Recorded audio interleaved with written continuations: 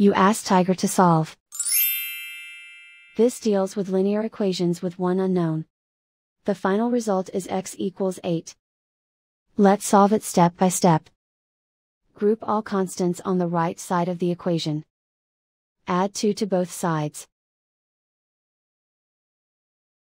Simplify the arithmetic.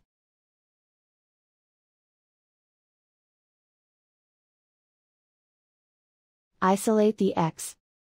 Multiply both sides by 2. Group like terms. Multiply the coefficients.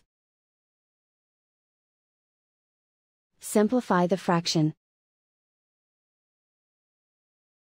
Simplify the arithmetic. And so the final result is x equals 8.